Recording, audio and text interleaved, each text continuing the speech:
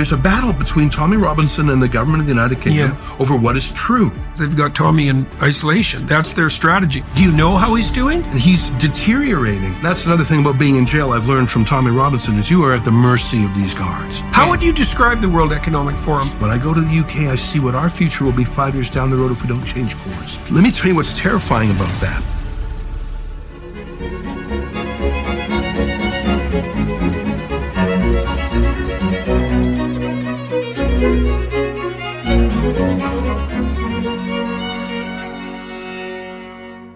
Hello, everybody. I'm sitting here in Winnipeg, Manitoba, Canada today, and my guest is Ezra Levant, and Ezra Levant is the perpetrator of Rebel News, which was an early adopter of social media technology on the news front, one of Canada's earliest adopters, and really one of the earliest adopters in the world. And he's been rabble-rousing for like a good, depends on how you count it, but 10 to 15 years. And we first came to each other's attention when I was participating in a free speech debacle at the University of Toronto just after my comments about Canada's infamous Bill C-16. My well-reasoned comments, I might add, came to wide public attention and caused a furor that never ended. And Rebel News backed me in that enterprise and helped publicize what was happening and supported my research financially for a year or so at the University of Toronto when the federal government decided that I wasn't worth supporting anymore, despite my stellar research background and unbroken history of previous funding. Anyways, I got a chance to talk to Ezra, and so we did a bit of walking down memory lane, talking about, well, the strange situation that obtains in Canada, not least with regard to the new likely Liberal leader, Mark Carney. We talked about the WEF and their machinations. We talked a fair bit about Tommy Robinson, a political prisoner in the UK. I did 2 interviews with him, and Ezra worked. Tommy Robinson was a journalist working for Rebel News for a good while. And we talked a lot about Tommy, who's in solitary confinement in a maximum security prison in the UK for a civil crime, which was distributing a film called Silenced, which is probably the most well-watched documentary that the UK has ever produced. So that gag order didn't work very well. We talked a fair bit about Australia, and we talked about the political situation in Canada and the UK. We talked about the trucker convoy and about the transformation of the news media from the corrupt government-funded legacy media in Canada, say, exemplified by the Canadian Broadcasting Corporation, the CBC, and the rise of the new media, apart from wandering down memory lane. And so, I should mention something too. Even though Ezra was too shy to mention it during the podcast, which is not something that you'd normally say about Ezra Levant, too shy. He's got a new book coming out too, which is called Deal of the Century, the America First Plan for Canada's Oil Sands. And so, well, keep an eye out for that because there's a lot of oil in the oil sands and there's every reason to use it, despite the myriad of reasons that we're force-fed about not using it. And so, you know, Ezra's a battler for the Alberta economy and for Western energy independence and the utility of being grateful, let's say, for the fossil fuel industry that stops us from freezing to death in Winnipeg, for example, in the middle of the winter when it's minus 30 and everyone's warm. And so that's Deal of the Century, the America First Plan for Canada's Oil Sands. In any case, join me today for my discussion with Ezra Levant, head of Rebel News. They also, by the way, did a lot to publicize the truckers' convoy. Looking forward to it. So we have lots to talk about today. We can talk about our mutual friend, Tommy Robinson, and the whatever the hell is going on in the UK. We can talk about the WF because I know you've sent journalists there and been there yourself. We can talk about the stunningly dismal state of the political situation in Canada. And but I think I want to start with 2 other things. I want to remember how we met, and I want to talk to you about what's happened with Rebel News since then. So I want to hear how you think we met and what happened when we first began our association? I saw a courageous professor, and those words don't go together very often, standing outside the University of Toronto, making the case for freedom of speech while people tried to shout him down. And in fact, Antifa types brought loudspeakers to blast white noise. And we had our cameras there and we said, who is this? And doesn't he know that he's going to get squashed? Doesn't he know to bend the knee? And this was almost 10 years ago.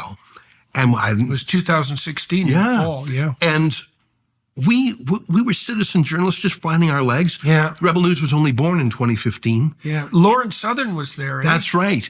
And that was before the great demonetization and cancellation of politically incorrect videos. It was the golden age for YouTubers. So things that were raw and interesting and real just zoomed on that channel. Right. That all came to an end in early 2017 because all this bubbling, frothing conversation helped put Donald Trump in the White House in 2016. And Silicon Valley woke up and said, we did that. And so you saw Facebook and YouTube and Google learn about community guidelines and throttling and boosting, something that has really been going on to this day. Well, and it's still, it's going on, except it's increasingly invisible. Yeah. We have no idea how these giant corporations, Google in particular, manipulate behind the scenes to ensure that the right slant is brought to bear not only on the content, but on the viewership and the dissemination, which is even YouTube, for example. Took us like about 6 months to figure this out. My YouTube channel, this was a couple of years ago, maybe even last year, our numbers were slipping, but my subscriber rate was continuing to go up and at a good rate. Like I accrue about 100,000 subscribers a month, which is quite a few. And we found that some flunky, maybe, who knows why or on whose orders, scrubbed the name Peterson from the autofill in the search bar. So if you typed in P-E-T, it didn't fill. It didn't fill for Michaela, my daughter, because she has a podcast, but for any Petersons, but it definitely didn't fill for me. And so that was a hard thing to ferret out, It was a subtle manipulation of the distribution of the videos, because a lot of the way that people find new videos is by autofill, right? So that's just one example among many. A Google insider a few years back showed me some internal chats that they had in their company.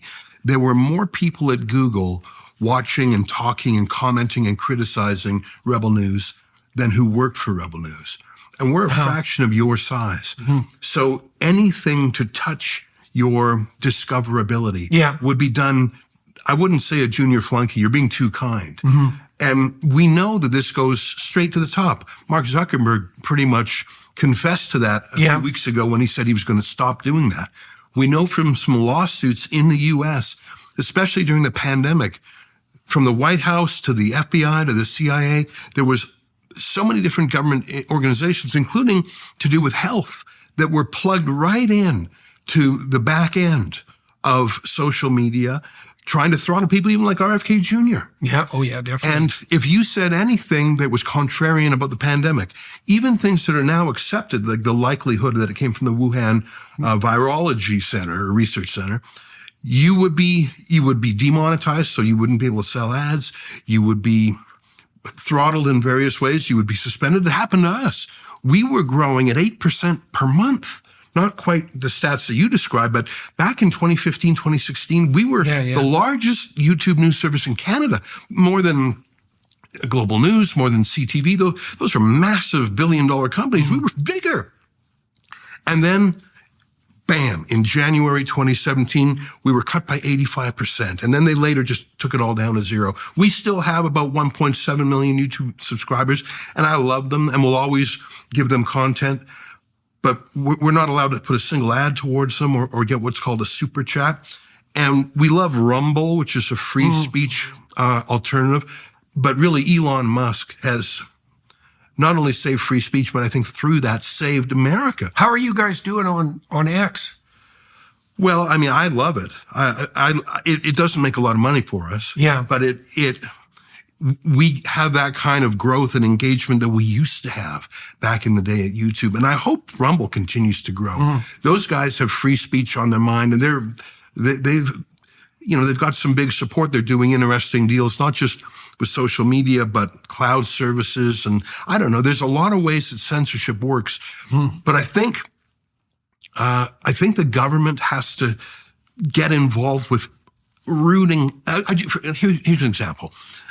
Elon Musk and his Doge, they're going through and finding all these cases where the government has been paying regime journalists. Well, I think in Canada, if I've got this right, maybe this is misinformation. So for everybody watching and listening, there's your misinformation warning for the day. I came across information from a variety of sources suggesting that about 25% of the salary of the typical legacy media journalist in Canada is essentially subsidized by the government. I think it's actually closer to 30, and that's just through one particular program. And 99% of Canadian journalists are on that program. The CBC itself, the state broadcaster, is larger than all other media combined, all other news media combined. Yeah, but Ezra, they do get hundreds of views on their YouTube postings. Hundreds. But that's the paying for a certain message. What is fascinating and terrifying is to see how U.S. government and now Canadian government money and UK funds so-called fact checkers. For example, NewsGuard. Yeah, fact checkers. I don't know if you ever heard of NewsGuard. The huge contracts with the U.S. Air Force for some reason. And they review any website and give it a rating. And that rating is plugged into browsers. And it basically says this is safe and this is dangerous. And it's purely political. I mean, they rate us every year. It's a BS exercise. They ask us questions about Trump. They ask us questions about transgenderism. And they ask us questions about vaccines. You can see they're pushing a very particular message track. And they censor us for our opinions, not our facts. These things are all funded by the government. Yeah, well, the thing is, if it was an easy thing to separate out opinion from fact, the world would be a much less complex place. You know, today's fact is tomorrow's opinion, and today's opinion is tomorrow's fact. And partly we're exchanging information all the time to distinguish between the two, but it's not like it's easy a priori. And so many preposterous things have turned out to be true. You know, I think the thing that shocked me most, two things that I discovered in the last 10 years, I suppose, were kind of at the top of the list of shocking realities. And one was that the public education system in North America and in Europe and in Japan, for that matter, was literally created by fascist industrialists in the late 1800s to make unthinking workers available for use in factories. They based the public education system on the Prussian military model, and the Prussians had decided they were going to train rural people to be soldiers. And the last thing they wanted them to do was think. And so that's like, I just don't even know what to do with a piece of information like that, but nothing's changed in 100. Well, that's why it's rows of desks and there's factory bells. And, you know, there was some reason for it.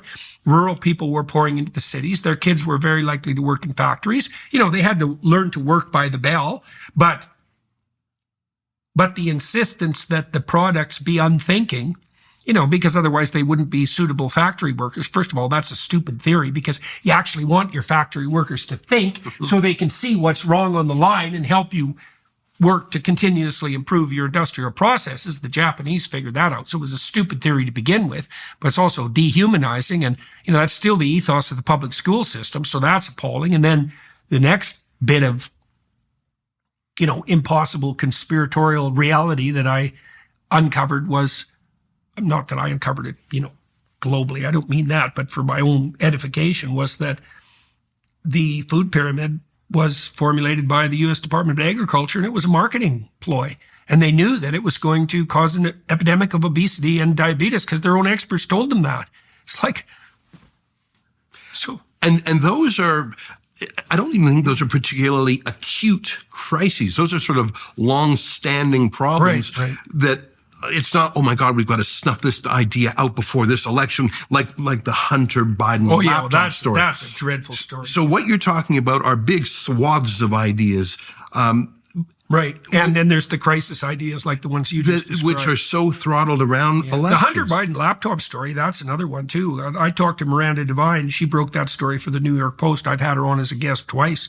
And that's another story that's just completely unbelievable. I mean, Hunter Biden dropped 3 laptops off. Not 1, 3. Now, the first question you might ask yourself is, how do you water soak 3 laptops? Right? 1, okay, you dropped it in the pool during your cocaine-fueled misery binge. But 3? And he did that a week before his father announced his run for presidency. And like a Freudian would sniff around that for about 15 years, and rightly so. And then there was a lot of damning material on there, which you think he might have thought about a little bit, unless he was out for revenge, let's say. And then, well, then the story broke, and then just a calamitous tsunami of absolute lies. They knocked the New York Post off of Twitter, and that's the oldest standing newspaper in North America. Right? Alexander Hamilton, I think. Yeah, it's a bit tabloidy, and and nonetheless, it does some very good work, and certainly the work it did on the Hunter Biden laptop story was good. And then they called it Russian disinformation, and this is like weeks before the election. I truly believe that that was enough to throw the election. Now, it turned out maybe that it was worse for the progressives that Trump had 4 years to think in what would you call exile, because here he's back and he's been thinking for quite a while. And then those intelligence agents signed that document that said it had all the earmarks of a Russian disinformation. That's such a funny phrase. That's for sure. You know how conniving and miserable and wretched and deceitful and traitorous you have to be to come up with a line like that? Yeah. It's like, well, we have to convince the American people that this is a hoax, but we know it isn't a hoax, so we have to walk the line very carefully. So if it comes back to bite us in the ass, we can say, well, it would just, all we said was that it had the hallmarks of a Russian disinformation campaign, not that it actually was one. Hint, hint, wink, wink, And Zuckerberg, I have some sympathy for Zuckerberg, actually. I've talked to him, and maybe I'm naive, and it's certainly possible, because I tend to give people the benefit of the doubt. But, 10 years ago, if the White House came knocking at your door and said, you're running a very complex operation here, we have reason to believe that it has been compromised, we'd like you to aid us in our investigations, you can think you would have been like free speech advocate number 1 and said no, but most people will back off their free speech with a lot less pressure than that. That's for sure. And Zuckerberg definitely made mistakes. And you could say that his admission of guilt, in the Trump era is self-serving. And I suppose you could, that's something to consider, but you have to be pretty damn sure of yourself to think you would have done better. I'm not trying to excuse it or what happened on Twitter, which was way worse. Hello, everybody. I want to tell you about Peterson Academy. So, as I watched the universities deteriorate and become inexcusably ideologically rigid over the years, I started thinking about what might be done to address that. We have the technology at hand now to film the best lectures on any given topic at every university around the world, and to bring the results of that filming and distribution to a wide audience at a very low cost. And we also have the ability to do that with the best possible production quality. And so I started working with my daughter and her team on Peterson Academy a number of years ago, and we launched in August. We have about 40 courses on our platform now. We're producing for a month, and I think I can say without hesitation that they're the best courses that you can obtain on topics associated with higher education anywhere. And they're beautifully filmed and produced. There's a very inviting and welcoming social media element to Peterson Academy, and it's all available at an eminently reasonable price. We set out to produce the best education platform in the world, and I think we managed that. Go to Peterson Academy and gain access to the kind of education that was once reserved at the best institutions for the most elite and privileged of students, and change your life in consequence. Well, we only know what happened to Twitter because Elon Musk himself revealed it. He sort of opened up his own kimono to show the world. Yep. I've got to think it was the same at YouTube, Google, Facebook, Instagram. They just haven't been as forthcoming. Elon Musk is very unusual that way. Yeah. And what I find... And there is misinformation and disinformation campaigns. It's not like TikTok isn't run by the Chinese communists, and it's warped a whole generation of young women because that's where they get all their information. Yeah. And 18 to 35-year-old young women in the United States have political views that are way out of alignment with everyone else's, hyper progressive and liberal. And there's absolutely no doubt that the Chinese communists are fomenting discord using TikTok. Obviously, clearly, and in a documented way.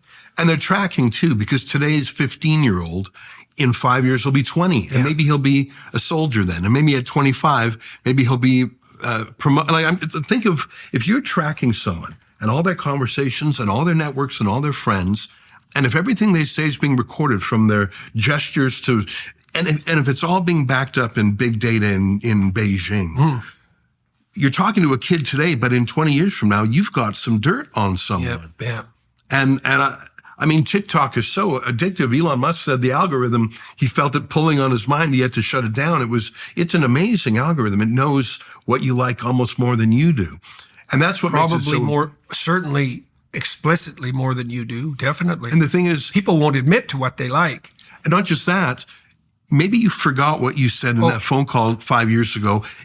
How can it forget? It never forgets anything in some ways. Yeah. And there is some reason to be terrified about it. But I think Donald Trump has decided if there's going to be AI, let it be in America rather than in China. Well, that's Musk's take on it too, is that, this is a dreadful war, this AI war, because these AI systems use reinforcement learning, and that's how biological systems learn. They're very lifelike, very, very lifelike. And their intelligence is limited only by their database and the amount of power at the moment that's available. Computational ability, power, and the database. And those are just growing like mad. And so, it's clearly the case that these systems, well, in some ways, without AI, advertisers, the successful ones, knew more about your preferences than you did. But with AI, well, that's a whole different ballgame, especially when they're starting to do things like analyze your eye movements, because eye movements are very, very indicative of attentional focus, right? They're almost a perfect window into the soul, which is why we look at each other's eyes when we talk, right? So these cameras on your phones can track your eyes with no problem.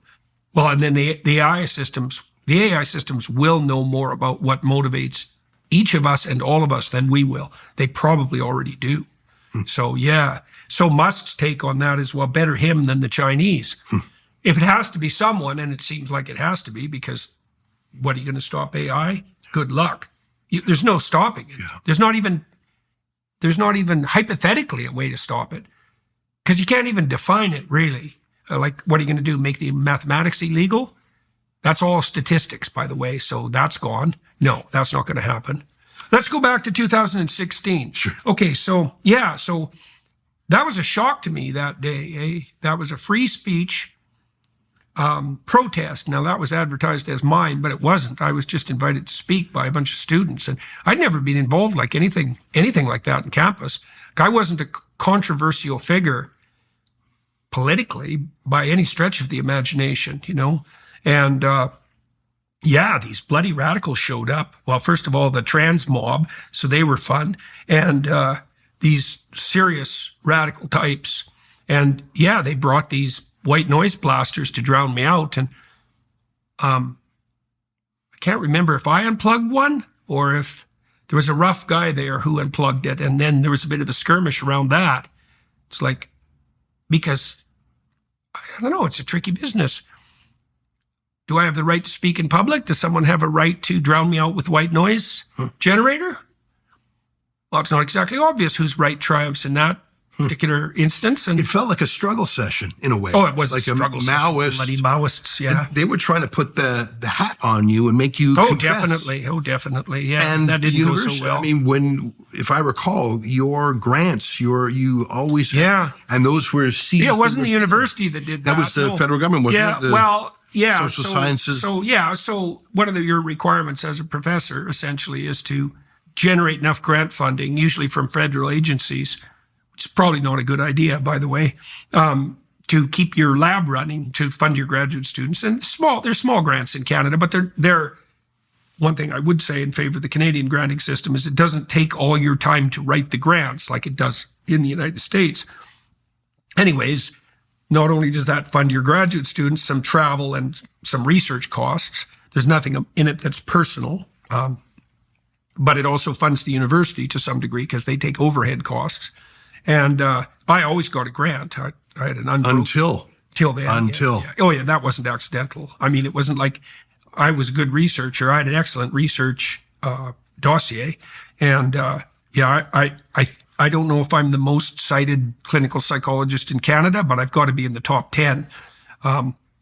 So still, by the way, so there was absolutely no reason for them to pull my funding, but they did. That's right. And then you did a fundraising campaign, right? We did, yeah.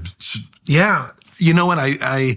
This is one of those cases where the people were on one side and the institutions were another. That's where crowdfunding works sometimes. Yeah, right. Where it's sort of an 80-20 kind of thing. I mean, transgenderism in sports is another example of that. All the institutions are on one side and the people are on the other. Trump. Like pipelines in Canada.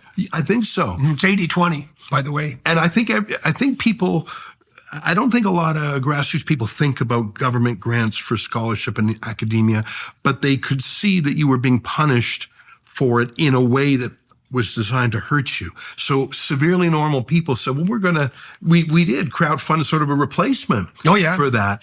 And that's where I met Lauren, too, that day. She was quite the creature. She wasn't very old then, eh? She was only about 18. Very young. But she's had a rough time. Man, she's been through the mill, that girl. Rebel News has met some colorful characters over the years. That's for sure. You're one of them. That's for sure. Yeah. I mean, I think you guys have roused a lot of rabble. But I think that's healthier than the alternative, which is a conformity. In these controversial days, air it out, hear it out, let the both sides clash. And that's what YouTube was like. That's what we got rolling with what we called citizen journalism. Everyone calls it that now. Yeah, you were early adopters of that. Yeah, I used to be with a real TV station called Sun News Network. There were 200 folks. It had real studios across the country. My studio in Toronto was $1 million studio with 5 people working in the control room. It was a real operation. And a billionaire named Pierre-Carl Pelletot put a ton of dough into it. But it was sort of euthanized by Canada's TV regulator, the CRTC. How? Well, in the end, the TV network had to do deals with different cable companies. Will you carry it? What channel will you carry it on? Will you? How much will you charge customers for it? How much will you pass on to Rebel News? And all of these things are regulated. And so the regulator basically euthanized it and said, we're going to give you a few. Like regulators turn into censors at the drop of a hat. It gets happened in the universities. So, and in the UK, that they're Ofcom. They have right. Especially with media, that's how you can kill it. Yeah. And they killed Sun News, and I resolved that I would never put myself in a position where a government regulator could do that to us again. So we went all internet. We didn't try and do anything in a real TV or real radio. Right. But in the last couple of years, what was your? Okay, you talked about some of your motivation for doing that on the bureaucrat side, let's say. How do you think it was that you saw that opportunity existed on YouTube? And I started putting my lectures on YouTube, I think in 2012 or 2013. It was really an experiment, right? What the hell is this video on demand? It was all cute cat videos at that point, right? It looked like nothing. That was before Google bought it. But I thought, well, on-demand video, permanent. That's a revolution, man. That's a revolution. So what were you thinking about in relationship? Was it specifically YouTube that you gravitated towards first? Well, yes, because I had a YouTube experience that I'm going to say saved my life maybe 5 years or almost 10 years earlier. Let me tell you the story really quick. I was the publisher of a print magazine called the Western Standard. You know, we would print it on paper and mail it out every 2 weeks. It's even hard to imagine such a thing existed now. And this was when the Danish cartoons of the Muslim prophet Muhammad caused such a fuss overseas. I think that was late 2005. Yeah, right. And you're not supposed to print an image of Muhammad. That's right. Well, at least there's some interpretations of Islam that make that claim. Right. And the noisy ones definitely make that claim. Success in business isn't just about offering an amazing product or service, though that's certainly essential. What truly sets thriving companies apart is having powerful, reliable tools working behind the scenes to streamline every aspect of the selling process. These are the systems that turn the complex challenge of reaching customers and processing sales into something that feels effortless and natural. That's exactly where Shopify enters the picture, transforming the way businesses operate in the digital age.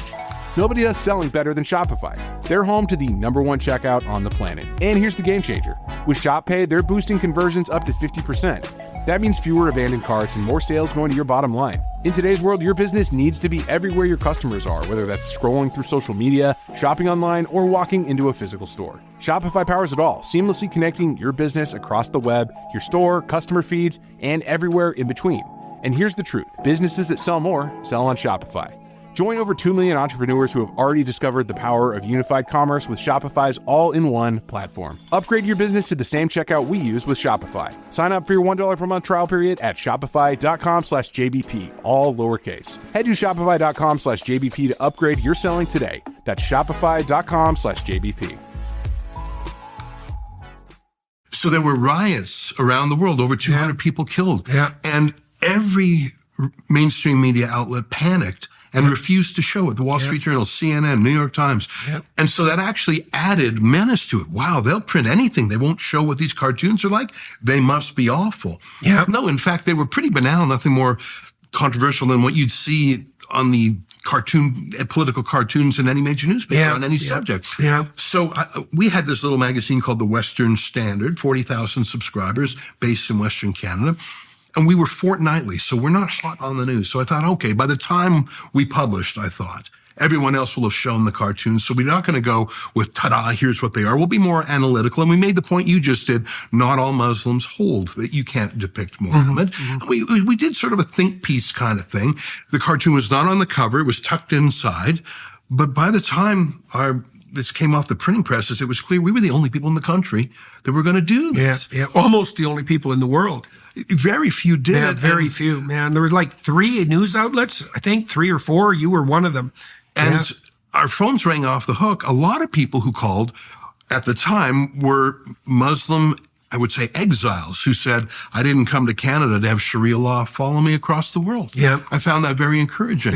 And mostly people just appreciated the fact that we let them decide. And we didn't show the cartoons saying we agree with them. It was more like a prosecutor puts evidence to a jury. It's news. It's obviously news. Exactly. And if you're in the radio business, you paint a picture with your words, but when you have a printing press, you show it. So we showed it, and it was wonderful. But then the Alberta Human Rights Commission, which is a government agency. Another commission, by the way, that does nothing like what its name says it does. Exactly. Because there's no such thing as the right not to be offended. That's a counterfeit human right. That's actually you're torturing the language. That's a power to silence. Well, that's exactly that right. My right to not be offended by you. In fact, my right to control your tongue. We have the right to be offended. And just stop and think about that for a minute. In some parts of the world, you're not allowed to be offended by things. You're not allowed to express your outrage at things. You have to suck it up. In Canada, we have the right to be offended, not the right not to be offended.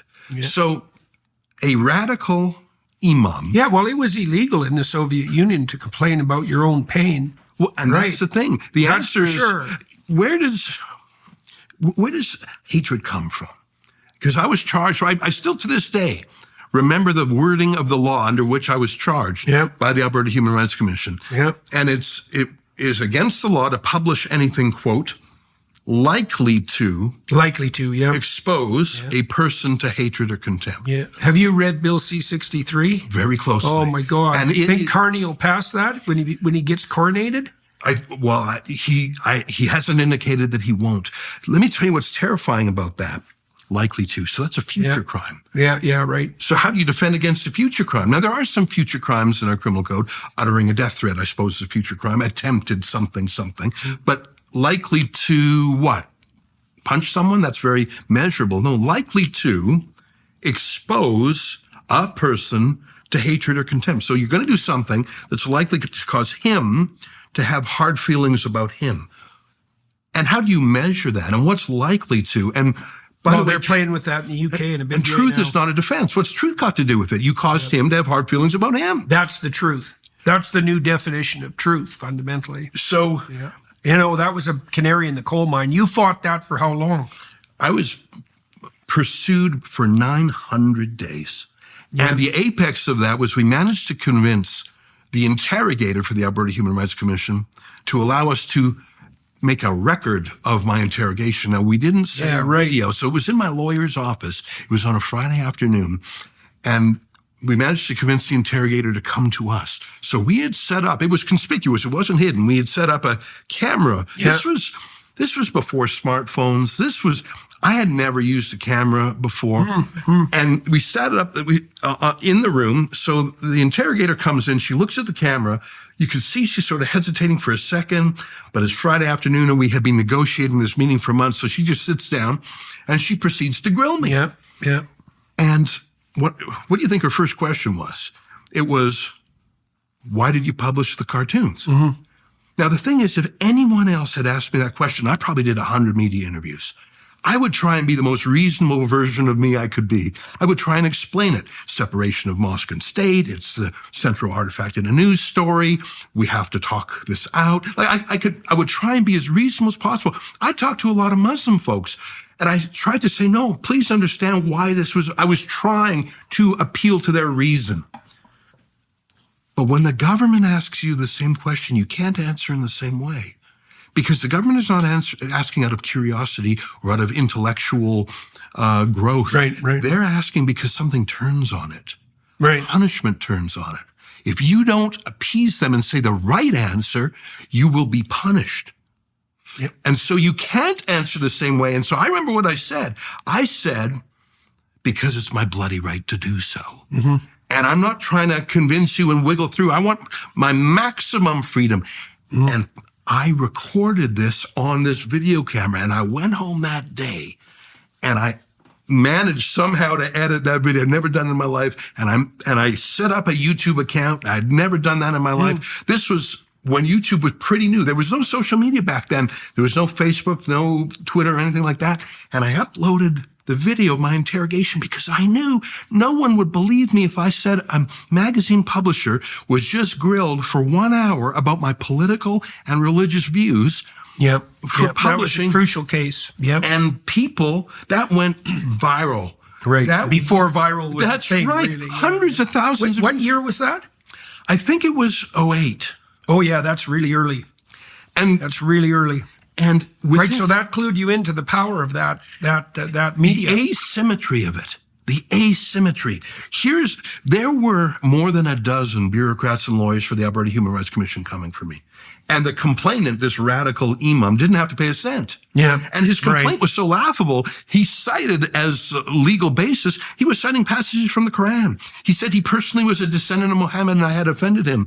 And I thought, oh, for sure this is going to be thrown out. No, it was not. A dozen people. I mean, human rights is the middle name of the Alberta Human Rights Commission. They were anything but. I would have been flattened. They're anything but. Yeah. I would have been flattened. But the internet saved me. That blogging was a thing back then, and PayPal was new. So that's how I funded my lawyer. The Western Standard magazine came to an end, as all magazines sort of did around then.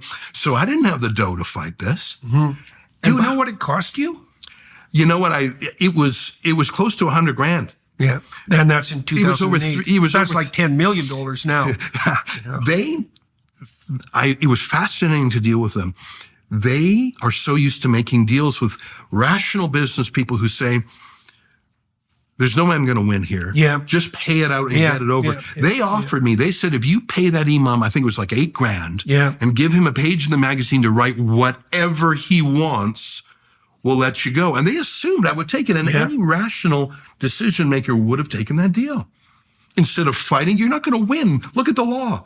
Depends on what you mean by win. Well, that's right. And we can talk a little bit more about my friend Tommy Robinson and how, in a way, he is irrational too, if the idea is to save yourself. Yeah. Like he was in court in the UK. I sat there and I watched the judge say to him, will you take down that video? This was shortly after you interviewed him. Yeah. He put up a video on Twitter. A judge said, don't do it. Don't do it. He did it. Yeah. He was brought before the judge. I'm switching gears now. Yeah. And and he was in the dock, and the judge said, "I'm going to give you the maximum sentence." The video had been seen 55 million times. Yeah. The lodge said, "You take it down now. I'm going to lop months." Silenced? That's right. And Tommy wouldn't bend the knee. Yeah. Well, he was out of the country too, and he went back for his trial. He went back. He was. I know. In Spain. We talked about that.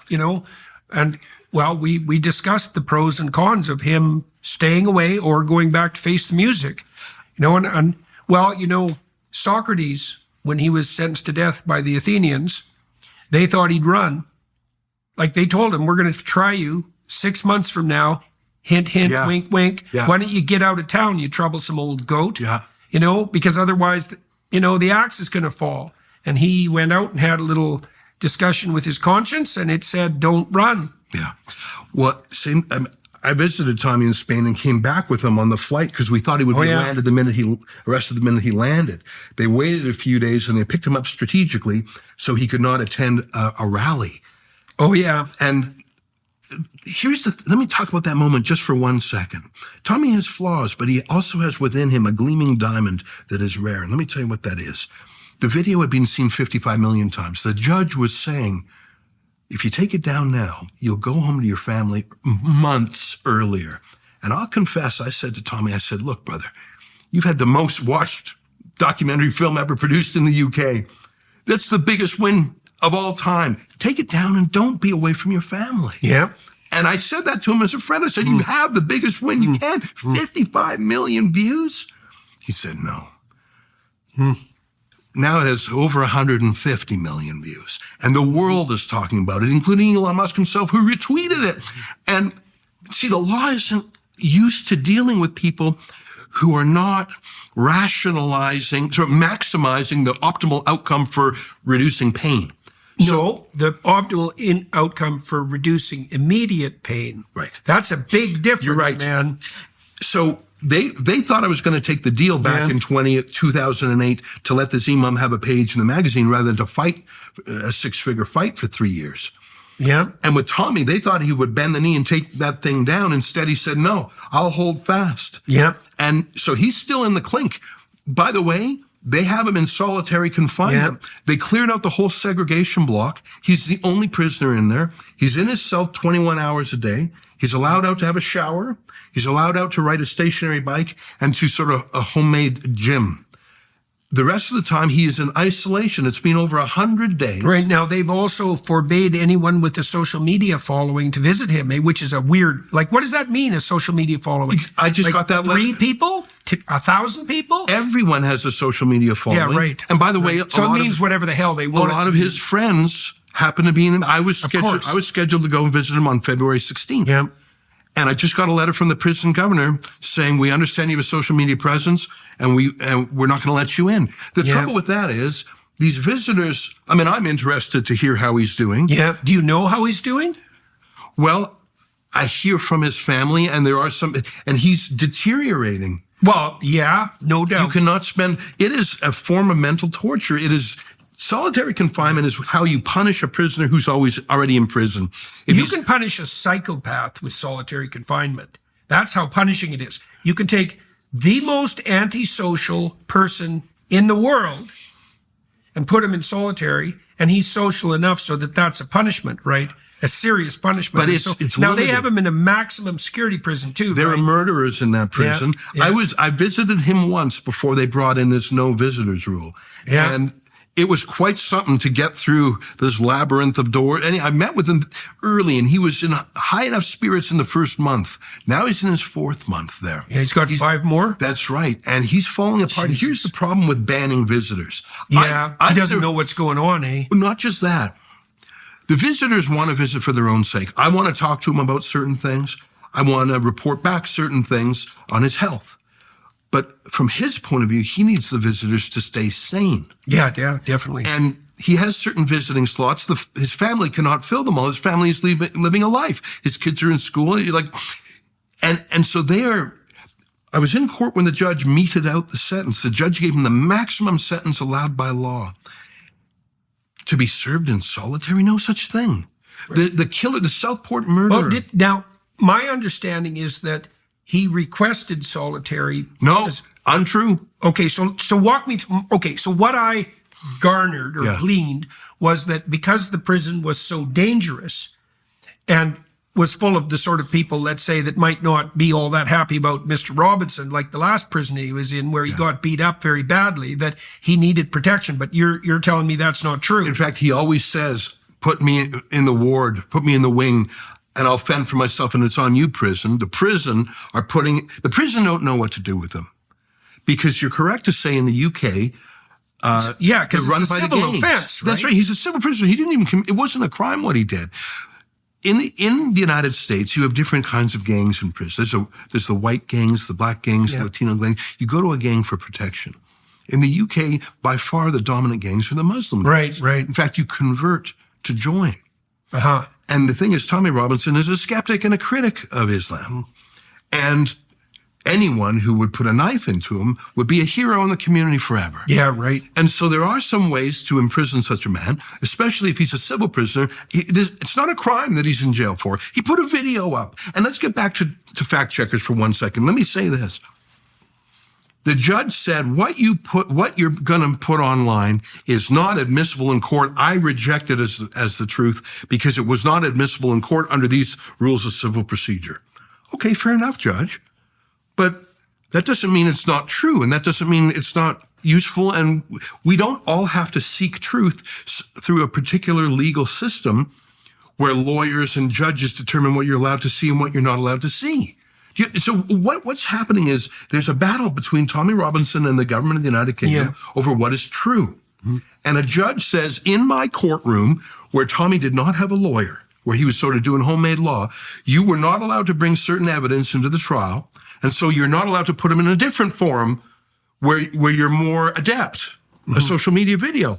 How is that anything other than a brutal fact check? And when Tommy Robinson didn't accept it, solitary confinement, he'll serve 9 months in solitary. I don't know anyone other than Julian Assange who's done that.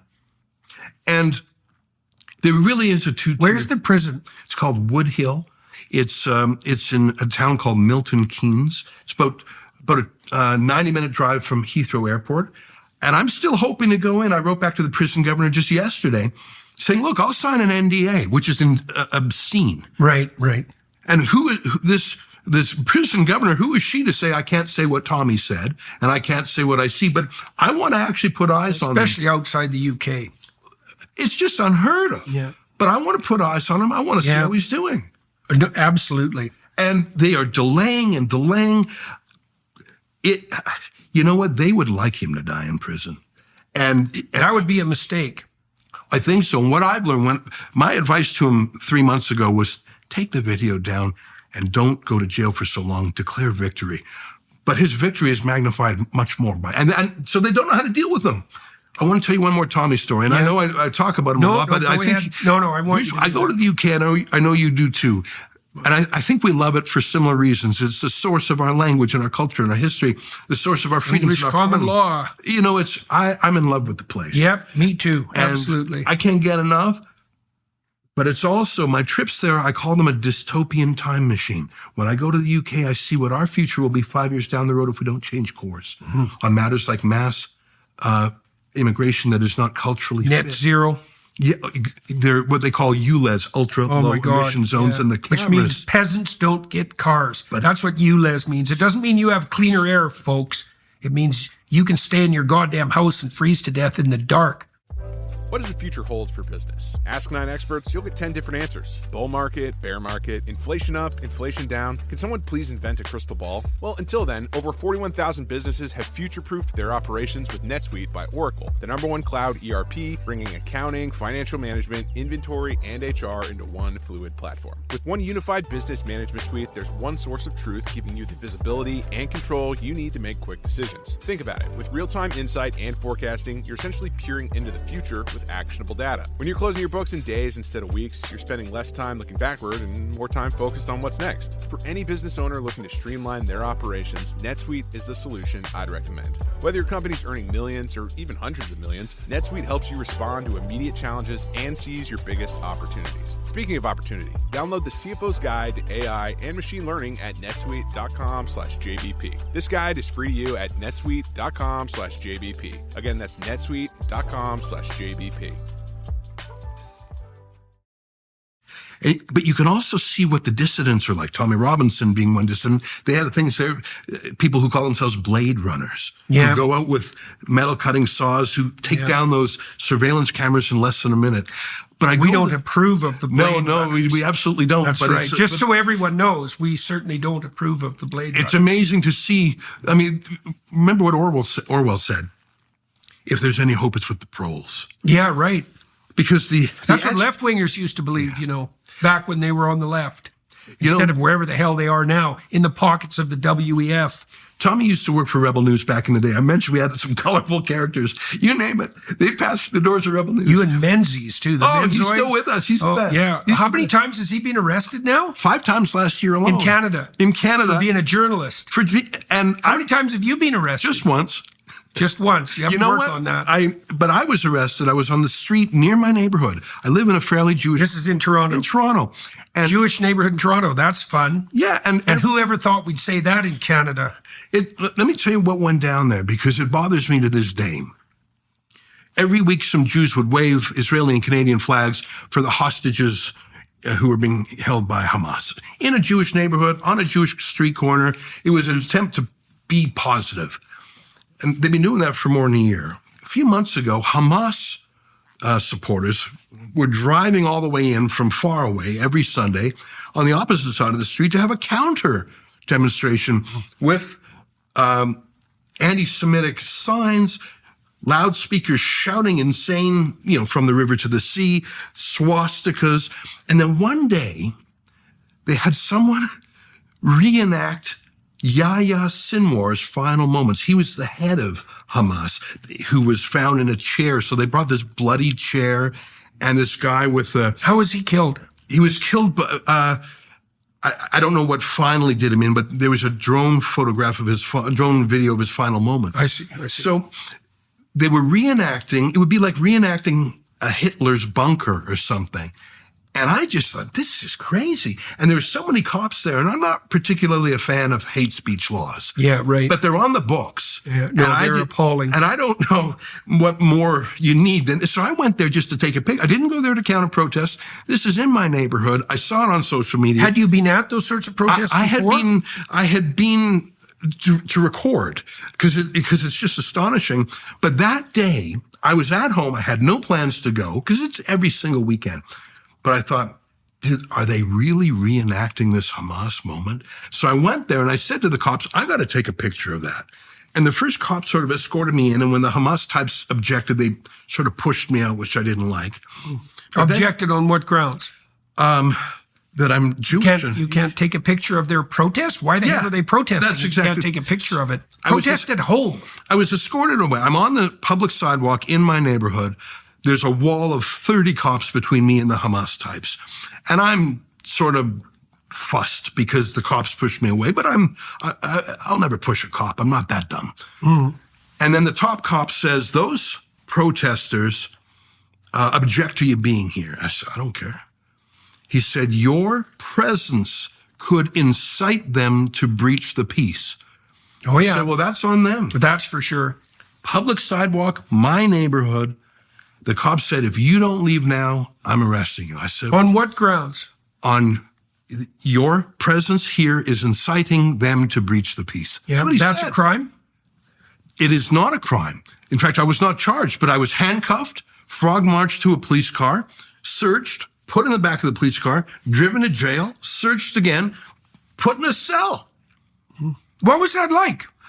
Well, I knew it was BS. And my friend, my colleague, David Menzies. Were you mad at the cops? I was very mad at the cops who arrested me. The ones who obeyed and handcuffed me, I'm not going to be mad at them. They were doing their job. When I was at the jail, the guys in the jail had nothing to do with my arrest, so I was lighthearted. And that's another thing about being in jail I've learned from Tommy Robinson is you are at the mercy of these guards.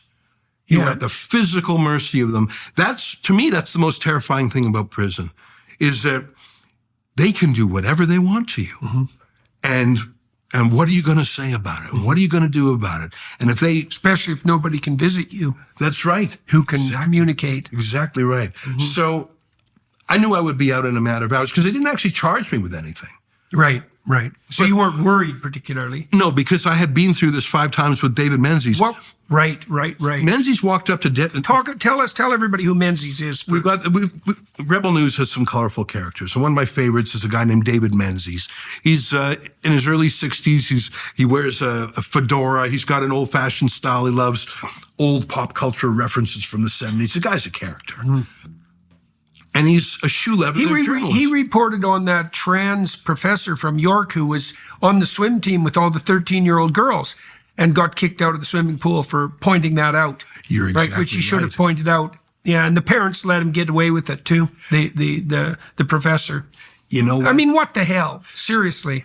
David, and how many journalists would dare cover that? Yeah, well, him. Yeah. David went up to our deputy prime minister at the time, Chrystia Freeland, on a public sidewalk at a public event, and it was about Iran. And the Liberals hadn't banned a certain Iranian terror group. And so David, with his lanyard and mic, everyone knew who he was. He went up to her and said, "Will you ban this group?" Yeah. And the RCMP swarmed him, pushed him against the wall and said, "Stop assaulting." And they arrested him. If the cameras hadn't been there, look, we all saw that the police assaulted David. They said David assaulted the police. Yeah. And they charged him with assault. When they saw that we caught it on tape, they let him go. David's been arrested so many times. During the pandemic, David went outside a Christmas party where Justin Trudeau was going to a fundraiser with the Liberal Party. But this was when we weren't supposed to have Christmas parties. It was during the lockdown. No, you weren't supposed to have Christmas parties. And that was David's one question. Why are you having a Christmas party when the rest of us are told not to? So David was waiting in the cold on the street with his cameraman for an hour for Trudeau's caravan to arrive. COVID was genetically engineered not to infect important people, Here's how this story ends. So everyone knows Menzies. He's very visible. He's got his cameraman there. There's no doubt who he is and what his purpose is. Yeah. And he's waiting with the Toronto Police Service for an hour. They're bantering. They're all just waiting for the prince to arrive. Entourage pulls up. They obviously radioed ahead and said, "Who's there?" "Oh, just Menzies." The RCMP bodyguards for Trudeau jump out of the vehicle, go straight to David, and beat the daylights out of him, smash him against the wall, dump him on the ground, beat him, and then let him go. They don't even arrest him. Let alone charge him. They just beat him up. We're suing the police. Our other reporter in Quebec, Alexis Lavoie, the trucker convoy, Rebel News, that was really our time to shine. The regime media were all on Justin Trudeau's script. This is the Maple Leaf insurrection. This is the January 6th moment for Canada. Yeah, it wasn't just for Canada either. Like that demonstration triggered all those farmers' protests in the UK, and it was a big deal. It was huge. It was the time when people paid attention to Canada in an interested, focused way, but Trudeau tried to have the script being these are violent, racist people, fringe minority with unacceptable views. That was his exact Confederate word. Nazis. Canada's full of Confederate Nazis. So we were down there just with our citizen journalists, just filming everything on our phones. And in that month, we had 400 million views and impressions, which is more than the average bunch of the CBC state broadcaster. I believe we helped stop the Trudeau narrative from taking root. Anyways, that trucker convoy was completely peaceful, except one thing. There was one shooting. There were probably 10,000 or tens of thousands of people in Ottawa, and there were echo events all across the country. Who was the shooting? Our reporter, Alexa Lavoie, clearly marked as a reporter, holding her cell phone, filming riot police and truckers. One riot cop with the RCMP takes out his riot gun at close range and shoots her in the leg.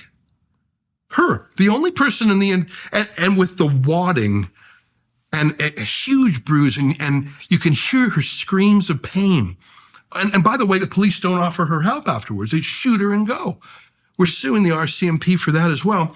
We've discovered that weapon is not meant to be shot at a person. Won't surprise you to learn. You shoot it into an area on the ground and it releases tear gas. And you only do that with that weapon if things are very escalated. If there's like a riot underway, if people are storming something, you do not use that weapon preemptively because there's a bunch of people chanting. So it was used inappropriately, both in terms of manner and time.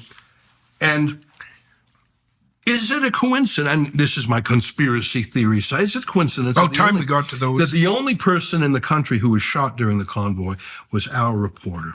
Mm-hmm. And we complained to the RCMP. We're suing them, but we also complained to them. You know who the police have an internal complaint system. You know who they assigned it to. You know where the RCMP officer was based who looked into this matter. You're not going to guess, but why don't you guess for fun? I couldn't tell. Port-au-Prince, Haiti. No, I wouldn't have guessed that. I got to tell you. The RCMP, is part of Trudeau's outreach to the Haitian community in Montreal, has RCMP officers stationed in Haiti to teach them how to be cops. You can accept that or not, but that was where the cop who was going to do this investigation of the shooting of Alex Lavoie, our reporter, was based. It's so absurd. And the RCMP... So what's the status of that investigation? We're still proceeding. Oh, the investigation? Yeah, and the court case. A whitewash. Yeah, of course. David Menzies arrested 5 times. Yeah. Alex Lavoie shot.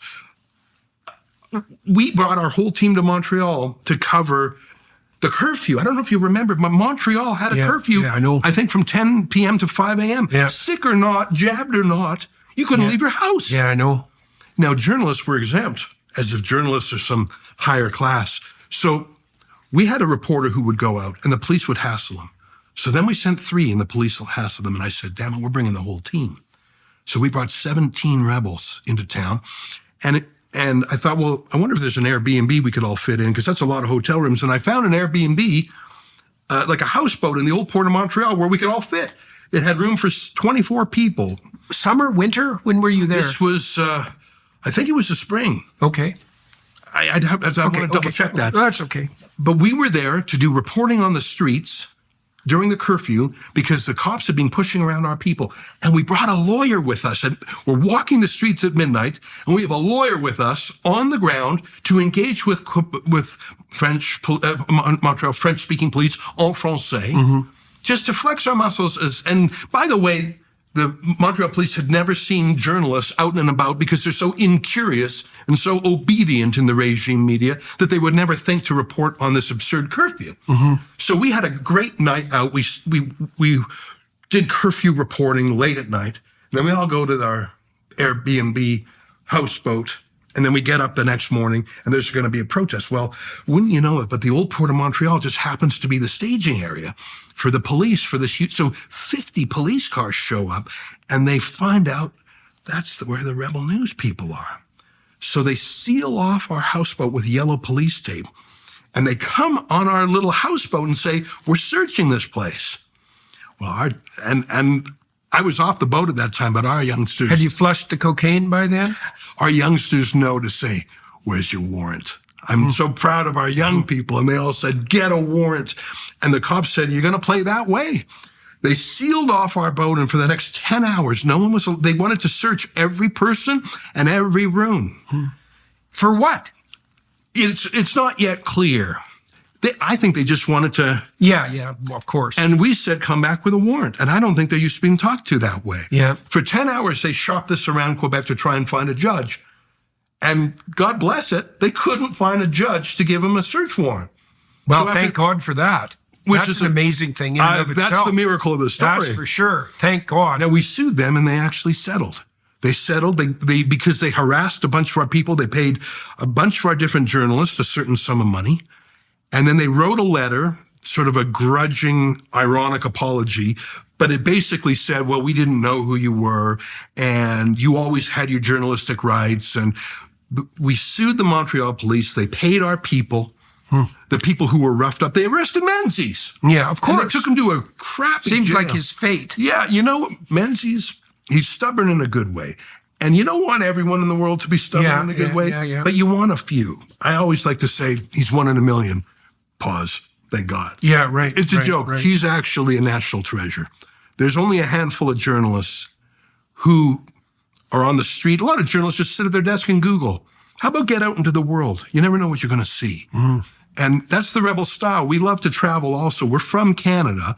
We got a fella in Melbourne, Australia, Abu Yamini. That was a real lockdown center too. So right. He recorded just about as crazy as Montreal and Toronto. That's right. Yeah. But we travel. For example, every year we go to Davos, Switzerland. That's this town that the World Economic Forum takes over. Yeah. How would you describe the World Economic Forum for everybody who's watching and listening? It sounds super boring, doesn't it? World Economic Forum. That sounds like economists studying the world. Yeah. Sounds good. Yeah. It's not. These are the masters of the universe. I call them the VVIPs. Yeah. These are prime ministers, presidents, royalty, pop culture stars. Yeah, and the question is why? I asked some Davos attendants who were very well positioned, like who the hell Klaus Schwab is. It's like, how in the world did this cartoon dictator of the world character manage to convene all these VVIPs, as you call them? And Klaus Schwab is a convener fundamentally, and he's certainly not elected. He He owns it. He's an owner. Yeah, right. I call it a crypto government. Here's what I mean by that. Yeah, definitely. You have members of government, Chrystia Freeland, Mark Carney. These are the two leading contenders for Alberta. Hear that? That's Chrystia Freeland and Mark Carney, for those of you who are thinking about voting for them. See, a vote for them is definitely a vote for the WEF, and there'll be a lot more about that on this channel soon. They're both board members of the World Economic Forum. Justin Trudeau was a global young leader. Yeah. And Klaus Schwab bragged, and I'm going to say it in his German accent, we have penetrated the cabinet of Canada. Yeah. Sexual metaphor intended. You've got to do it in that accent because he really is like a Bond supervillain. That's for sure. It's such a blackly comical reality. Yeah. But I don't have a problem with rich people meeting to talk. Yeah, well, they're going to. But what do they do there? Here's why I call it a crypto government. Number one, a real government has an independent press. Yeah. Just a scrutinized thing. The World Economic Forum, there's lots of journalists, but they pay to participate. So they'll never be skeptical or accountability journalists. We go, but we are not allowed in. We're kept outside the security perimeter because we ask unvetted questions. So that's where you're always lurking out there on the street, like an ambush squad. That's right, and I'll tell you in a minute some of our favorite catches. Yeah. Number two, in a real government, there's an opposition, and sometimes they rotate people through. That's a form of a check and balance. In a real government, there's a lobbyist registry. Who is meeting with Technically, it's a fascist organization. And fascism means to bind together, right? And the fascists were big into the idea that, and this is kind of what defines fascism, that media, corporations, government should all be working together as a unit to push forward whatever the interest happens to be, whatever the agenda happens to be. And the WEF is a place where exactly that happens, is that the elites of all the different power hierarchies meet and, conspire morally to improve the planet, despite the fact that they have no democratic standing. And as you said, no opposition and no journalistic coverage, and that it's a pay-to-play arrangement that's made Schwab and his cronies exceptionally rich. And that's really demented and twisted the world in unbelievably pathological ways. Net zero, that's a WF initiative. ESG, right? That stakeholder capitalism, that's all pouring out of the WEF. That's the sort of thing, by the way, that Carney supports in spades. He's an architect of those policies and a distributor of them all around the world. Carney believes that 85% of the world's fossil fuels have to remain in the ground, and that somehow magically, Alberta in particular is going to have even better jobs under this new green economy that he can't define, that's going to apparently run on hydrogen of all bloody things, all the pathological idiocies you can possibly imagine. So he's like Trudeau on steroids. And so, that's the WEF, man, in a nutshell. Every stupid idea you can possibly imagine the last 15 years is being promoted by the Davos crowd, all to virtue signal because they're guilty about being, guilty about being rapacious billionaires, I suppose. They could work a little on the rapaciousness and a little less on the virtue signaling. So anyways, so you're in the WEF and you're out there trying to, what? What are you doing? Well, we're outside the moat. I mean, it's a very high security place. It's hard to get there. They buy up every hotel room in town. So we stay one town over and take the train. Right, so it's isolated to protect. That's right. And so we had to fly to Zurich, take 3 trains up. And we're not allowed in. So we're just on the cold streets. Where do you stay? We stay one town over called Closters. We in an Airbnb typically. And they quintuple the prices that week. Of course. That week, the local airport, the private jet airport, they say that they make their whole year's money in that 1 week. Yeah. And if you go and watch the And private think of all jets, the lovely carbon that's being produced. private Feeding all jets, the plants. they come in, and it's such a small airport that they drop off the VVIPs, but then the planes have to go fly to another airport to park. And then they come and fly, like it's an extra flight just to park the plane. I've never seen anything more carbon intensive. And then there's helicopters. Probably got slightly greener around Davos in That's consequence. right, because of all the CO2. Yeah. You know, they're against fuel and they're against food, even though No. They're against fuel and food for peasants. And that's so they're in their private jets, but you have to take public transit. I was in the streets of Davos 2 weeks ago, and I see a guy handing out energy bars. Like there's a lot of kiosks and people giving away grab bags and goodies, and it's cold, so they give away hot chocolate and tea. So one guy's giving away energy bars, and people are flocking to it. But I notice on some box he has, it says insect protein. Oh, yeah. So I said, who are you? What are you? And he actually talked to me for 15 minutes. His company's called Pumbaa. And if you know your Disney movies, there's a character that eats insects called Pumbaa. Right. But on this candy bar, it does not say the word insect anywhere. In the ingredients, in tiny print, it uses the Latin genus and species for the mealworm. Oh, yeah. It's ground up. It's like Adolphinus diaperinus or something. Sounds delicious. I don't think 1 in 1,000 people, 1 in 100,000 people knows what that is. And he was giving them away, and he was saying there's insect protein in it, but no one heard him. I was there with my camera, and I said, did you hear him? He said there's insect protein in it. And some people were repulsed by it. Others didn't care. They are doing creepy and weird things. Bugs are the right thing to do creepy things with. If you want to eat bugs, I'm not going to say don't. But don't sell it or give it away and hide it. There's a lot of strange things going on in the World Economic Forum. And I feel like You need a T-shirt that says that.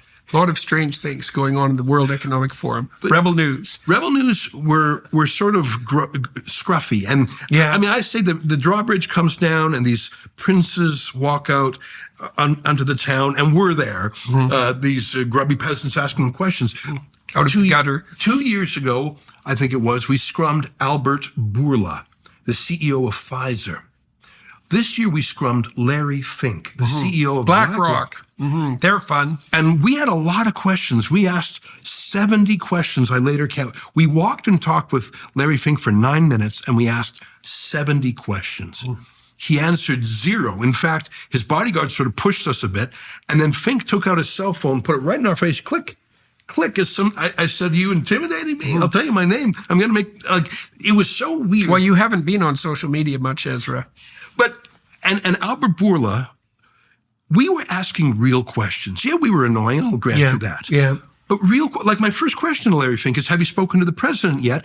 Are you moving away from ESG? Yeah. And are you going to come to his way of thinking like Zuckerberg did? I really am curious because Larry Fink is a real. Yeah, because Vanguard has moved away from ESG to some. So it was a real question. Yeah. And then I asked a bunch of questions. I said, are you putting your ideology above shareholder returns? Like if you're making investments. The definition of ESG. Yeah. And that's a real question. And maybe I was fairly polite. I said, Mr. Fink, et cetera.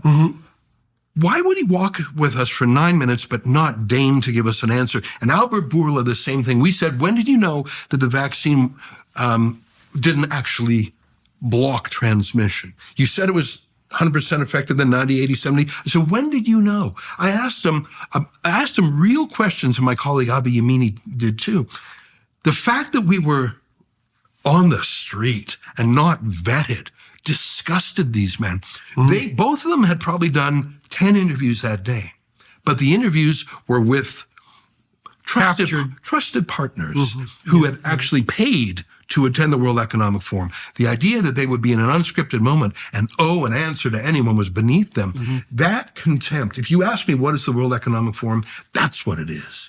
It's these masters of the universe who like to hang out with other masters of the universe and who have contempt to talk about humanity, but they actually hate people. That's and I've been going for 4 years, and you never know what you're going to get there. Yeah, I'm very afraid that that's exactly the sort of attitude that characterizes Mr. Carney. And I'm more convinced about that after reading his book quite carefully, Values. It's like, yeah, he likes humanity, but, food, shelter, clothing, and heat or air conditioning for you or your car. Do you get to have a car under Mark Carney? Yeah. The globalist utopian types, they'd like to see a 95% reduction in private car ownership. Right? This is the place that came out with the think piece. You'll own nothing and you'll be happy. Yeah. Or else you'll bloody well be happy, or at least you won't get to complain. Yeah. You'll own nothing and you won't get to complain. But let me say one thing. I've just spent 10 minutes criticizing the World Economic Forum, but I'll say this, and it's probably a compliment of Switzerland more than the World Economic Forum. There are hundreds of very well-armed police and military in Davos with big firearms. Yeah. It feels extremely safe, by the way. They have never once tried to stop us from scrumming these VVIPs. As long as you don't touch them, not that I would ever touch anyone. Yeah. John Kerry, the former Secretary of State and climate ambassador, he walks around all the time and he actually talks to us while we walk. It's very interesting. And like all these VVIPs, Larry Fink had two sort of tough guys with him that pushed us a bit. But as long as you don't touch the VVIP, you can scrum them. The cops don't care. In fact, I think the cops get a kick out of it. You'd think the cops in Canada would get a kick out of it too, really? Well, because they've been politicized by their mayors and police commissions and all the way down. The police in Canada are becoming more political every day. In Switzerland, they would never do what they did to me or to Menzies or to Alexa Lavoie, never do that houseboat raid. They actually are gentle police with a light touch there. Yeah, well, it's a terrible thing to think of that harder-handed, politicized police presence being part and parcel of Canada. That's really not a good thing. Yeah. Yeah, and I think you guys, love you or hate you, or maybe a bit of both. You guys have been canaries in the coal mine for Canada for a long time. And also not just Canada, right? Because how much of your viewership is international? I'd say 60% is Canadian, and then US and the UK after that, and then Australia.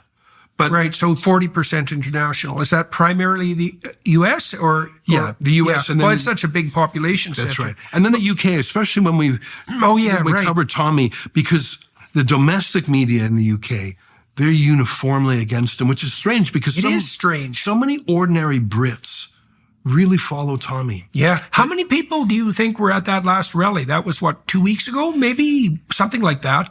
It's February 9th today, and so it would have been about 2 weeks ago. And that was a free Tommy Robinson rally, right? That's right. And I couldn't get any reasonable estimate of the number of people that showed up, and it was peaceful again. There's been a bunch of rallies that Robinson has been involved in or at the core of that have been, like the trucker convoy, markedly peaceful, right? And that's very weird because you'd also expect them to be sewed with agents provocateur who are there to cause trouble, to discredit the organization. But even given that, those rallies have been peaceful. And you can see in the UK that the working class, the genuine working class, like the actual inhabitants of Britain, are not happy and hold viewpoints that aren't well represented by the standard political parties, and certainly not by the media. Yeah. The city of Rotherham. Yeah. Depends on how you measure the size of the city and the county. It's about 100,000 souls there. So about 50,000 are women. Take out the children and the old people. I don't know, is it 25,000 women of a certain age? 1,400 of them were raped by rape gangs. And when I say raped, I don't mean raped once. Right. I mean every night for months or years by multiple men. Yeah.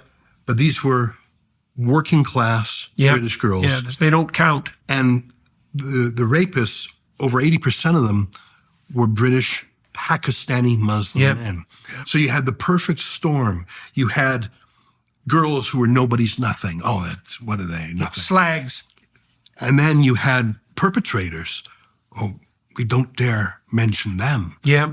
And so this went on for years, for decades even. Yeah. I know it's one of those crimes that has look. And that's just I always think of my mother when I'm having a conversation like this. I took my mom to Australia and I traveled with her and her sister, and they're conventional Canadians, and they were accustomed to believing CTV, believing Lloyd Robertson, believing the CBC. And for a long time, that wasn't completely unreasonable, right? The legacy media in Canada, like most Canadian institutions, was pretty damn solid, centrist, pretty reliable. And then it wasn't. And that started probably 15 years ago, maybe something like that. About when you guys, popped your head above the turret. And you imagine someone like her or her sister, these conventional, hardworking, middle class or working class Canadians who are accustomed to trusting their institutions. And then all of a sudden, all of that goes sideways. And they're asked to believe things like what we're talking about.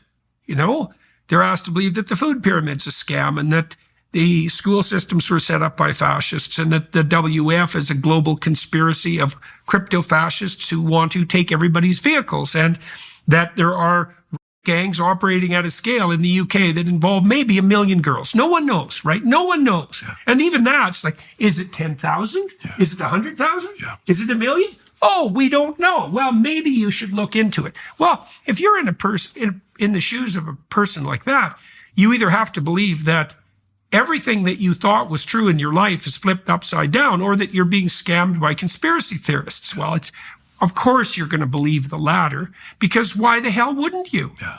And you have to kind of be dragged. Even Michael Schellenberger, he broke the W-Path story, right? That's that preposterous group of perverted psychopaths who purport to be experts in psychopathology and have defined the standards of care for gender-affirming butchery conducted on minors. That's W-Path, run by Marcy Bowers. I think it's Bowers or Bows, who's a transsexual surgeon who was involved in the Jazz Jennings case, which they made a reality TV show out of. Yeah, that W-Path.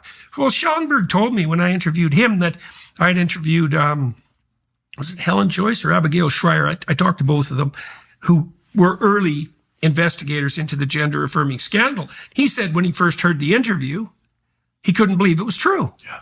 And that's Schellenberger, and he was a lefty back in the day and clued in and woke up, and he's a hell of a investigative journalist. But even Schellenberger couldn't believe it. And there's like 50 things that are happening that you can't believe. Yeah. And that's, one of the things that you guys have done in Rebel News is like you've been on the forefront of cracking these preposterous stories.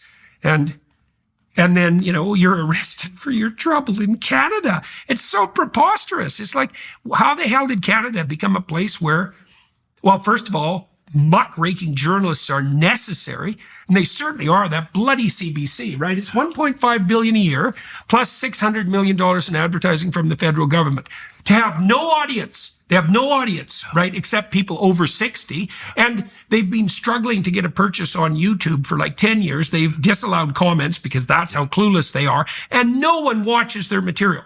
Like they literally get hundreds of views. Yeah. Which means that even the staff that made the shows don't watch them, right? And so here we are in Canada, and Mark Carney's come along to save the Canada, but really to save the planet. And Canadians are daft enough to start. You can see the scales tilting in his favor. We were going to decimate the Liberals because Trudeau's been such an absolute bloody nightmare catastrophe in his narcissistic and incompetent manner. And now Carney's coming waltzing in from the Bank of England with his ESG and his DEI and his net zero and his you don't need fossil fuels, peasants, or cars. And Canadians are lining up to vote for him. Jesus. I saw an opinion poll about Trump's idea, his social media banter about Canada becoming the 51st state. Yeah. Now, I think he just likes poking at Trudeau. Trump is a master of the insulting nickname. Like he's just got that sure Manhattan. Is. Yeah, he's definitely got. That's an art. He's an entertainer and he's a quick-thinking, mischievous fellow. Yeah. So he met with Trudeau at Mar-a-Lago and he detected certain. He didn't let him stay there that night. No, and he poked at him a bit. Yeah. The thing is, 10 years ago, you would have said to Canadians who want to join the States, I think Canadians would say, no, first of all, we're wealthier. There was a point in time when the average Canadian, on an individual basis, was wealthier than... Yeah, well, we've dispensed with that. It's 60% now. There were a lot of things that the Canadians would say, we really like America, but boy, we're glad. We're good. But what's happened over the last 10 years on everything, forget tangible things like money, mass immigration, crime. What about intangibles? What about a prime minister who took John A. Macdonald off our $10 bill, who says the country has no national identity, but insults Daniel Smith for not being patriotic enough to sacrifice the Alberta economy to Canada, a Canada that's a patriarchal, oppressive, what would you say, post-colonial, identityless state. And he said those things in an interview with a foreign newspaper, nonetheless. It was the New York Times. But not just that, Trudeau says we're a genocidal country. And the genocide continues. He says we're sexist, transphobic. In so many ways, he makes grand apologies all the time, but not for himself, for the country. So you've had almost 10 years of him degrading and demoralizing and denaturing, cutting people off from our roots and our history and our culture and identity. And destroying the economy at the same time. So if you're a young man and you want to buy a home and start a life and get a job, all of those things, a lot of young people live with their parents till well into their 30s, not because they're failure to launch. You can't buy a home in Canada. It's twice as much in the States. No, we don't have much land, But all of a sudden, when Trump says, would you like to join the U.S.? We'll trade in your dollars at par. There'll be no tariffs and you'll have a strong military. You know what? You're a young man. And for 10 years, you've been told by Trudeau that your country means nothing. It's just a hotel. Worse than nothing. And here's this strong, masculine guy who's commanding authority, and he truly is making America great again. And when he says that, it's plausible. And when he says he's got these monsters like Musk on his side who were tromping through the grapevine. And the world is bending the knee to him, whether it's the Japanese prime minister or a Korean investor or whatever. And he just made a deal with the Japanese prime minister. $1 trillion deal. For a deal where Trudeau had, because the Japanese prime minister had come to Canada and Trudeau said, we can't make a business case for that. So is it surprised that young men of all the demographics say, you know what, I'll take Trump up on that deal? I forget I think it was 43%. I think 43% of young men, I'm going from memory here, said, yeah, we'll take that deal. And that's without a campaign. That's just based on a few tweets. Casual. On Instagram. And there's many things to love about America. I mean, there's an amazing number of things to love about America. But imagine abandoning your history, your culture, your tradition, your borders, your institutions. That's how Trudeau has eroded in the country. And I don't blame Trump for finding that weakness and shaking it. That's what you do when you're America first. You get, and when you're negotiating. And I don't think Canada's learned a damn thing from it yet. I mean, the Quebec premier came out this week and basically said there was no damn way they were going to put pipelines across the country. Right? You can't make an economic or a global case for that. It's like, hey, have it your way, buddy. Where do you think your transfer payments are going to come from if Alberta decides to pack up and leave? I think that Mark Carney's ideas are 10 years too late. 10 years ago, carbon taxes, ESG, wokeism. And he made a little statement the other day saying he's for wokeism. In his mind, that means inclusiveness. That's not what woke means one bit. So he knows exactly what it means to the degree that he knows what anything means.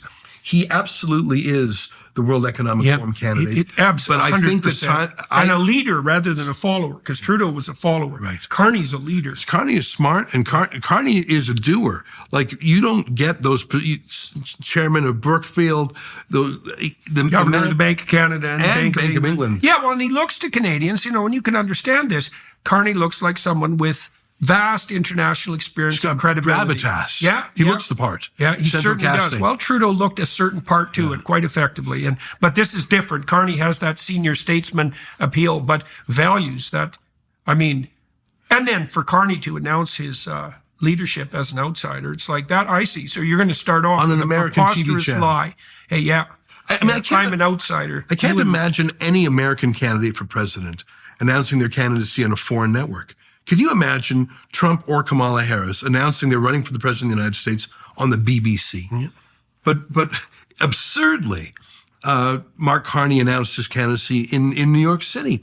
I think if Carney takes over, he's going to win on March 9th. And then he's going to do a deal with the NDP, and he will become prime minister till October without ever having won an election. I think they'll stretch it out till September of 2026 because there is some grounds for presuming they could do so. Well, look, what's the alternative? At the moment, unless things invert in the polls, if Carney led the Liberals to an election, they're going to get decimated. So why would you do that? I'm also worried about foreign meddling. Carney is deep with China. communist China, and that's been a problem in Canada. There was the various CSIS, that's Canada's spy agency, saying that the Chinese Communist Party interfered in at least 11 electoral districts. Trudeau turned a blind eye to it because he was the beneficiary of that. In fact, communist donors would come and make donations directly to the Trudeau Foundation. I'm worried about ties to China, and I'm worried about ties to Iran. And I just don't think that Canada is going to survive as a first-ranked nation if the Liberals aren't turfed this year. Are we a first-ranked nation now? We're clinging on by our fingernails. The only reason we're still a first-ranked nation is because Europe has done itself in at about the same rate Canada has. And we're lucky that we're right next to America. Not only do we benefit economically, but a lot of their cultural discussions wash over into us. And I mean, look what Trump has done on transgenderism in sports. He's just ended with a stroke of a pen. Gender-affirming care, too. Even small things like saying we're done with paper straws. I mean, I know that sounds small, but show me someone who's ever liked that. And yes, I like the paper straws that come in plastic, the single-use paper straws that come in plastic wrappers. I'm very fond of those. But what does it say about a country that abides that stupid rule that no one likes, but we just abided it? We just accepted it. What does it say about the nature and of the character of 40 million Canadians? It says that we're willing to virtue signal at our own expense. And we saw that during the pandemic and the lockdowns when things went so hard in Canada. Yeah, that's for sure. And it was an opportunity for people to, I'll show my righteousness by being a voluntary, self-appointed enforcer. The phenomenon that people enjoyed that, man. Toronto was rife with informers. It was something to see. I certainly understand. The mask patrols who would come up to you and give you, and here's the thing, and I know the pandemic's gone now, but this said something about our character. If we could have another one. If you actually were worried about the virus, and you saw someone without a mask, you would walk away, you would run away, you would take your children and run. If someone with Ebola came into the mall without a mask, you wouldn't go up to them and say, hey, put on your mask. You would if you were sacrificing yourself for the good of the planet. Right. But there was an opportunity to be more virtuous than that person. But more to the point, I think this is what, I watched so many of those videos, and I myself was a bit of a mask not wearing, a dissident. So I had a lot of encounters. And it wasn't even virtue signaling. It was, I'm worried that if I didn't wear a mask, the rules would come down on me. There would be some consequence on me. So if you're not wearing a mask and no consequences are happening to you, the world is out of joint. And I made the wrong decision. You're an indication of my cowardice. I must fill the gap and be the consequence to you to justify my cowardice. So it's not so much that I'm better than you. It's, oh my God, you're getting away with it, and I didn't think I could. I better stop you from getting away with it, because otherwise, what's my excuse for being so submissive? Little bit of column A. Well, and then there's the ever-present enjoyment in getting to rat on your neighbors, and we never want to underestimate just how pleasurable that can be. So I think 70% of people in Toronto would have worn a mask for the rest of their life if they could have continued to inform on their neighbors. I got to tell you one last story. I know time is of the essence. Do you know what the Amish are? Have you heard of the Amish? Oh, yeah. They're Christian from Europe. They speak German amongst themselves. They're like the Mennonites in Alberta. Yeah. They're very old-fashioned. They don't use modern technology at all. They don't drive. They don't have electricity. They don't have smartphones. They're farmers, very poor, and they keep to themselves, and they're pacifists. That's another thing to know about them. They do not want to engage in any disobedience. They keep to themselves. They're reclusive. There's a lot of them in Pennsylvania, and there's a lot of them in Ontario.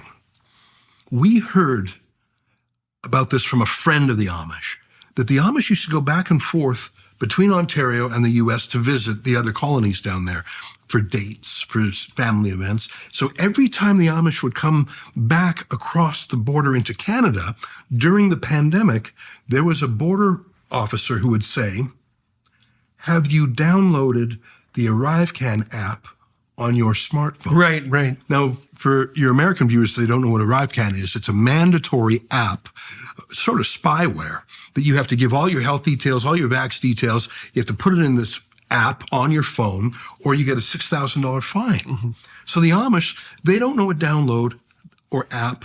They know what a smartphone is. They just don't have them. ArriveCan. So they would go, every time they would come back to Canada, every single person, including children, would get a $6,000 fine.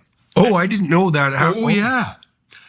hundreds of thousands of dollars, but they're not on the internet. They're not on phones or faxes.